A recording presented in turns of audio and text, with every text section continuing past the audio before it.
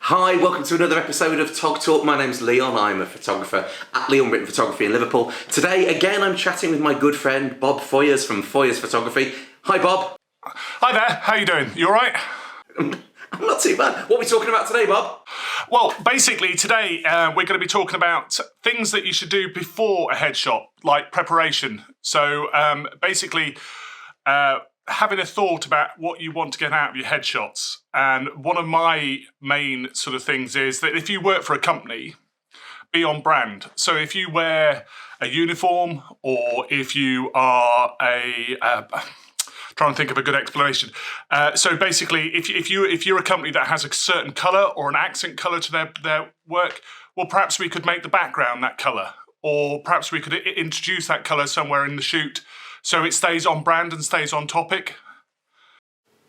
Of course, I think especially if they've got like a company coloured tie, or if they've got a certain badge that they wear, or there's a logo, if you can bring that into the picture, even if it's only subtly, it sort of fits on brand, I think.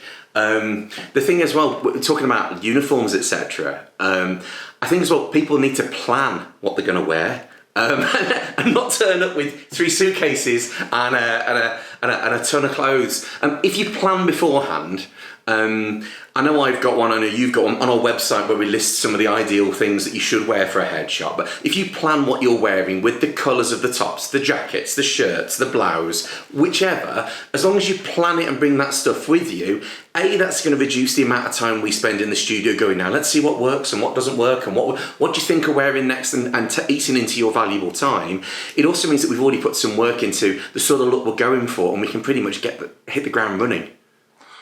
Yes, and also with that in mind, if, for example, if you are a lady or a man and wear makeup, have the thought of actually trying before you actually come to the studio. So you bring the makeup that you are going to use.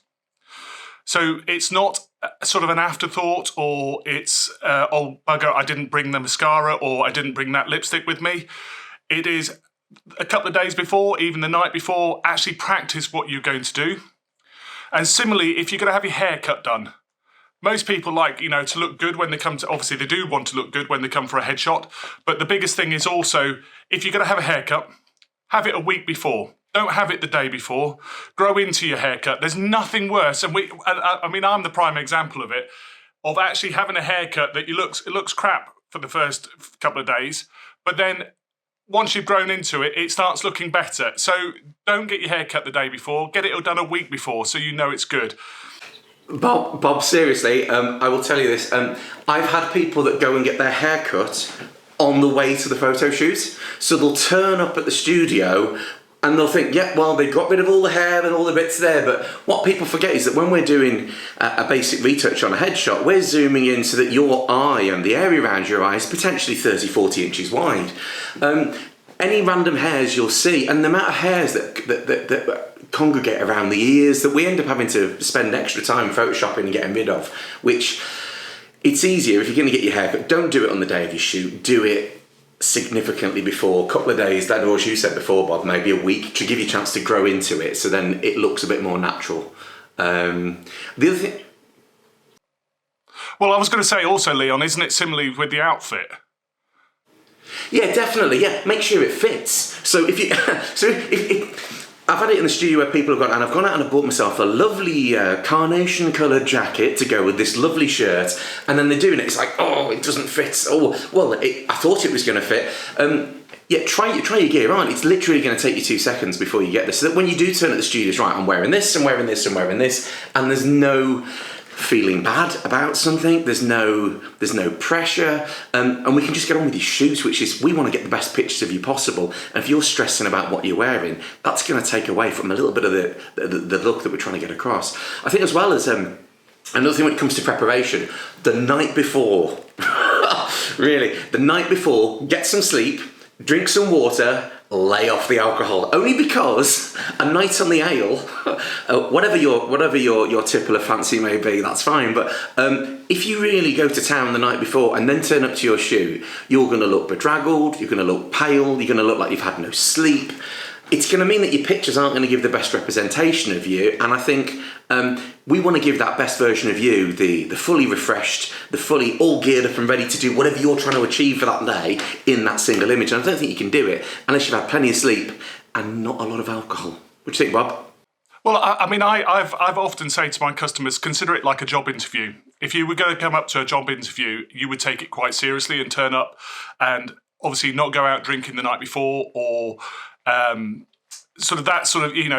in late at night. You would take it seriously by, giving yourself the best start in the day. So you come to the studio fresh, you feel good about yourself, and it does show in the film. It does show when we take the pictures. It really does show. Yeah, it does, which is a shame because there's been a couple of times when I've done shoots and people look slightly ill, and the camera does show a little bit more about you than you probably give it credit for. But yeah, plenty of sleep, plenty of water, lay off the alcohol. Pretty simple. Very simple. And I think that's probably where we should sort of end it, really, personally. I think that is the best advice you could possibly give coming to a head shop.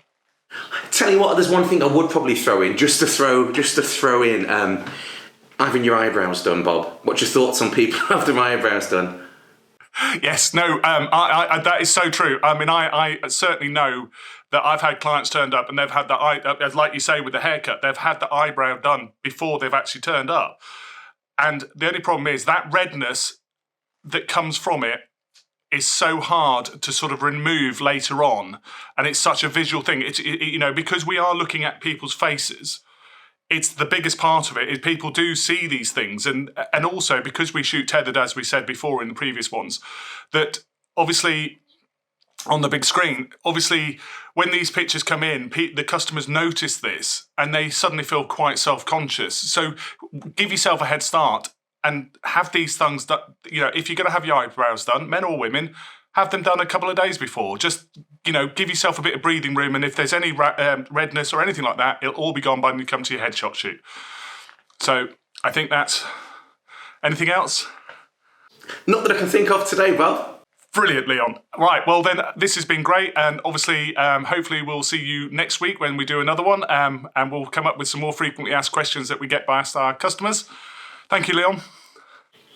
Always a pleasure, Bob. Chat to you again. See you later. Bye-bye. Bye-bye.